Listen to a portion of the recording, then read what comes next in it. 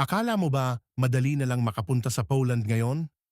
Noon oo, pero ngayon, maraming Pinoy ang naiipit, nade-deny o natatambay lang habang naghihintay ng visa. Ang tanong, dapat ka pa bang sumugal? Kamusta mga kabayan? Welcome back sa channel. Sa video na to, pag-uusapan natin ang totoong sitwasyon ngayon sa Poland. Bakit sobrang hirap na makakuha ng working visa? Ano ang mga nangyayari behind the scenes? At kung worth it pa bang ituloy ang pangarap na makapagtrabaho dito? Hindi ito pananakot ha. Real talk lang base sa actual experiences ng mga OFW, applicants at current situation dito sa Europe.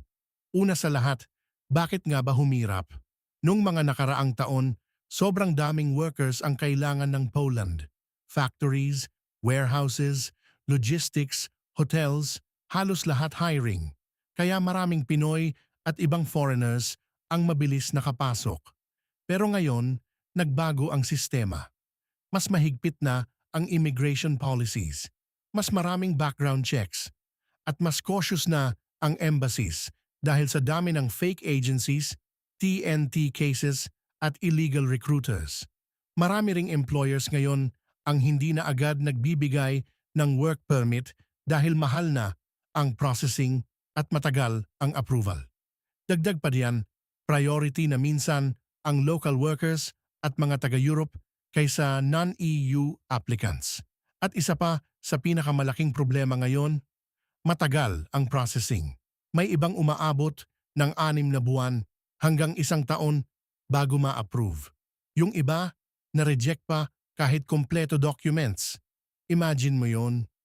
Nag-resign ka na sa trabaho mo sa Pinas, nagbayad ka na sa agency, umasa na pamilya mo, tapos biglang denied. Kaya maraming Pinoy ngayon ang nadadala sa pressure at napapaisip kung worth it pa ba.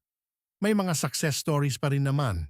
May mga Pinoy na maayos ang employer, legit ang papers, at okay ang buhay dito sa Poland. Pero meron ding reality na hindi pinapakita sa TikTok. Hindi lahat mataas ang sweldo. Hindi lahat maganda ang trabaho. May iba na sobrang lamig, overtime, toxic workplace, o hirap sa language barrier. At syempre, homesick. Kasi iba talaga kapag malayo ka sa pamilya. Ngayon, ang tanong, dapat ka pa bang sumugal? Ang sagot? Depende. Kung handa ka emotionally, financially, at mentally, pwede. Pero huwag kang susugal ng bulag. Mag-research mabuti. Siguraduhin legit ang agency at employer. Huwag magpapadala sa Easy Europe promises.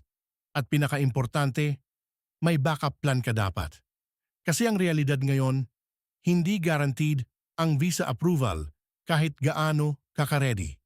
Pero kung makapasok ka ng maayos, malaking opportunity pa rin ang Poland para makaipon at makatulong sa pamilya.